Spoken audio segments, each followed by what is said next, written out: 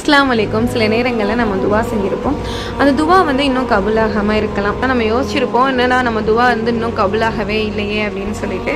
ஆனால் அதில் நம்ம ஒரு விஷயத்தை மாத்திரம் மறந்துடும். அல்லாஹ் வந்து என்றைக்குமே ஒரு விஷயத்தை நம்மளுக்கு தாமதப்படுத்த மாட்டான். அவனுக்கு தான் எல்லாமே தெரியும். இறைவனுக்கு வந்து எப்போது கொடுக்கணும், எந்த நேரத்தில் கொடுக்கணும் அப்படிங்கிறது அல்லாஹ் ஒருவனுக்கு மட்டும்தான் தெரியும்.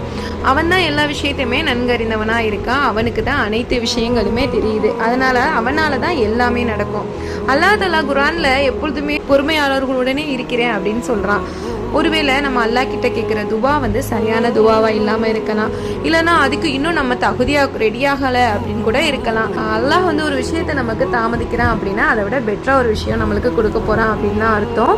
அல்லாஹ் வந்து குர்ஆன்ல சொல்றான், உனக்கு ஒரு விஷயம் வந்து பிடிக்கும், அது உனக்கு கெட்டதா இருக்கும். ஒரு விஷயம் வந்து நீ வெறுப்ப, அந்த விஷயம் வந்து உனக்கு நல்லதா அமையும் அப்படின்னு சொல்றான். நிச்சயமா துன்பத்திற்கு பிறகு இன்பம் வரும் என்று அல்லாஹ் வந்து குர்ஆன்ல சொல்லியிருக்கான்.